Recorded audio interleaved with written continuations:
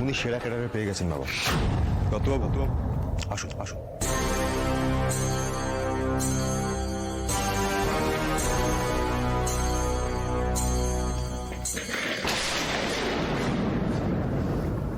অনি, তুই কিন্তু আজকাল বড্ড বেশি মাথা গরম করে ফেলছিস। জানি এগুলো সহ্য করা কঠিন। একের পর এক অর্ডার নিউ বেঙ্গলে চলে যাচ্ছে, মামলা মকদ্দমা। করবো বাবা, কি কি করবো বলতে পারো? একটা অর্ডার নেই, কিভাবে ব্যবসাটা চলবে কি করে? মাঝে মাঝে আমার মনে হয় যে শ্যামলী মাটা থাকলে না এমনটা হতো না। বাবা,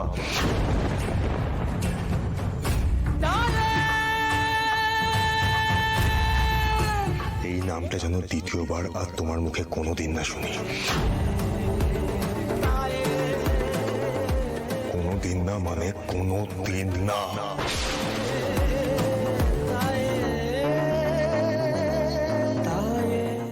আচ্ছা, এই ব্যবসার কথা আপনাদের মাথায় এলো কি করে?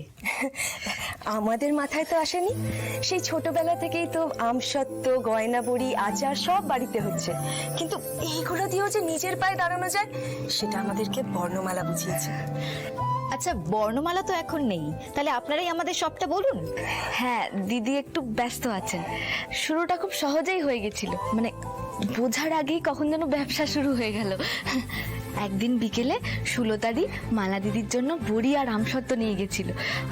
মালাদি মানে ওই বর্ণমালা, আমরা মালাদি বলেই ডাকি।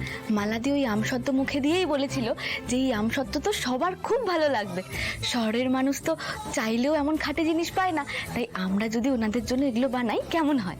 ব্যাস, সেই থেকেই আপনাদের ব্যবসাটা শুরু হয়ে গেল। হ্যাঁ, আর মালা দিদি বলে যে এইটার ব্যবসা নেই, এটা হলো নারী কল্যাণ সমিতি। যেসব মেয়েরা নিজের পায়ে দাঁড়াতে চায় তারা এখানে এসে কাজ করে আর মাসের শেষে নিজের রোজগারের টাকা নিয়ে বাড়ি ফেরে। আর এখন তো আমাদের এই শুক্তারা নারী কল্যাণ সমিতির আচার, গয়না বড়ি, পাপড় সব গোটা দেশে যায়। মালাই আমাদেরকে বলেছিল যাদের বাড়িতে এইসব করার সময় সুযোগ কিছুই নেই তাদের জন্য আমরা বাড়িতে এগুলো তৈরি করব। আর বাড়ির তৈরি খাওয়ার মানেই নিজে বাজার করা, ঝাড়া মোছা সবকিছু করা, তারপর কাপড় ছেড়ে শুদ্ধভাবে গিয়ে রান্না করা। শুক্তারাতে ঠিক এটাই হয়। ধরেই নিন না, বাড়ির দূরে এই শুক্তারাতে আপনাদেরও একটা হেসেল আছে। আমরা আমাদের খাবারে কোনো রকম ওষুধ বিশুধ মিশাই না, যাতে আমাদের জিনিসগুলো অনেক দিন ধরে ভালো থাকে। শুক্তারার খাবারে বাড়ির খাবারের মতনই ভালোবাসা আর যত্ন মিশে থাকে। আর মালাদি বলে যে এই ভালোবাসাটাই আসল, এই ভালোবাসাটা থাকলে সব খাবারের স্বাদে আপনিই বেড়ে যায়।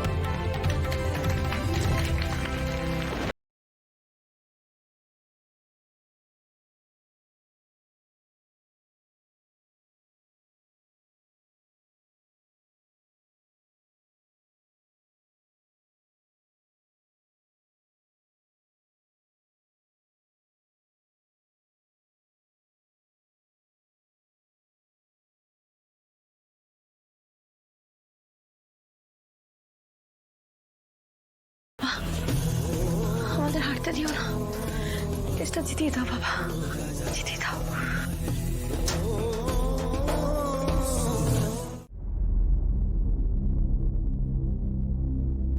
লাস্ট মিনিটে অর্ডারটা ক্যান্সেল করে দিলাম।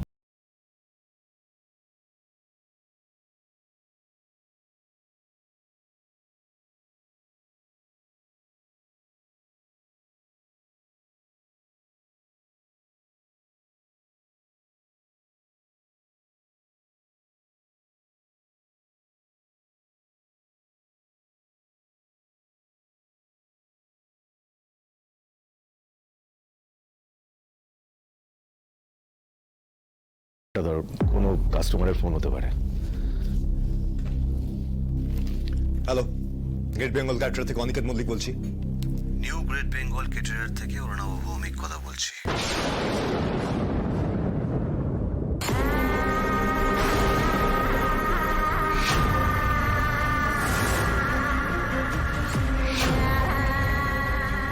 শুনলাম এখন কাস্টমার নাকি তোদের অর্ডারটা ক্যান্সেল করে নিউ গ্রেট বেঙ্গল ফিরিয়ে দিয়েছে।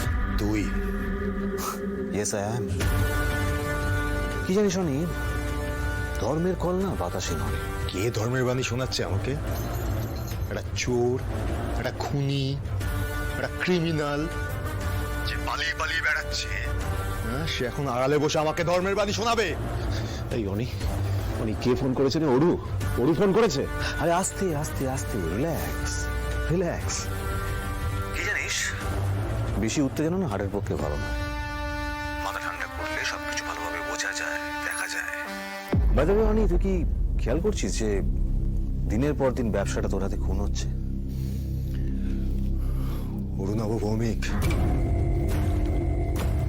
যদি সৎ সাহস থাকে সামনে সেই কথাগুলো বল।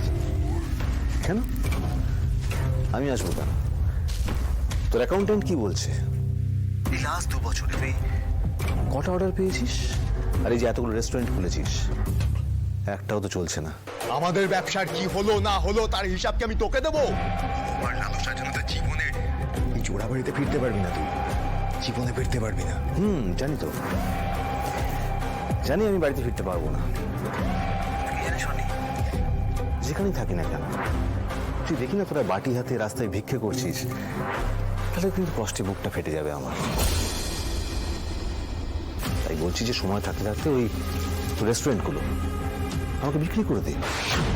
এই অরু, আরে ফোনটা কেটে দে না, কেন কথা বলছিস ওর সাথে? শুনতে পাচ্ছিস অনেক? পাশ থেকে সৎ বুদ্ধি দিচ্ছে। এই তুই আমার সাথে কথা বল, আমার সাথে কথা বল। শোন তবে, শুধু ডেয়ারে না কিছু হয় না, আমার কাছে যেটা আছে সেটা হচ্ছে ক্ষমতা।